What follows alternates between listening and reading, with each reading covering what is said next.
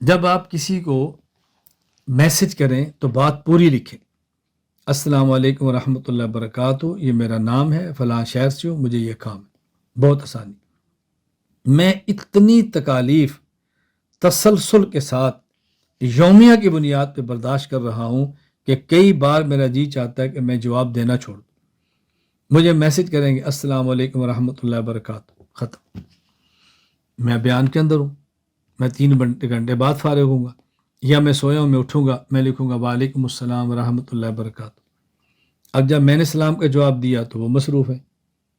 اب وہ رات کو ہے تو وہ صبح میسج کریں گے آپ سے ایک ضروری بات کرنا چاہتا ہوں. اب چونکہ ہمارے دن رات کا فرق ہے، گھنٹوں کا فرق ہے، تو میں نہیں دیکھ سکا. اب میں بعد میں کروں گا، جی فرمائیں. اچھا، اس کے بعد پھر اگلی بات کریں گے، مناسب ہو تو میں کال کر لوں. چلو، اس کے بعد میں کہوں گا ٹھیک ہے جی کر لیں. اب بتاؤ 2 دن گزر گئے. کبھی مجھے پوچھنا پڑتا ہے آپ کا تعارف کیا ہے.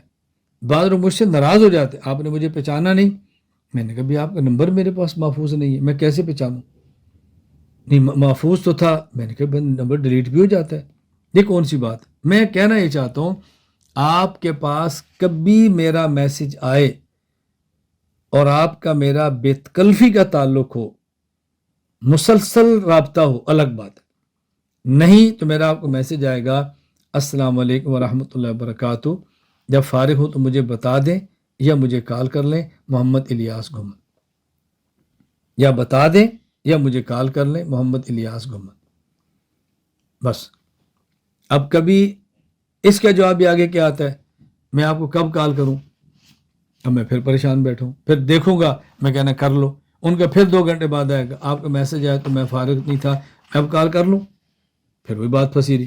جب میں نے آپ کو صاف لفظوں میں کہہ دیا ہے جب فارغ ہوں تو مجھے بتا دیں یا مجھے کال کر لیں. آپ فارغ ہیں تو فوراً کال کر لیں.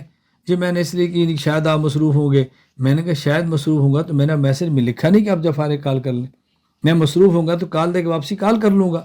خیر، میں عرض کر رہا ہوں کہ جن سے میرا تعلق بہت گہرا نہ ہو میں یوں لکھتا ہوں، جب بہت گہرا ہو تو پھر میں یوں لکھتا ہوں جب فارغ ہو مجھے کال کریں. بات ختم ہوگی. اللہ میں بات سمجھنے کی توفیق عطا فرمائے. تو بات پوری کرنا سیکھیں، اس سے بہت الجھنیں ختم ہو جاتی ہیں.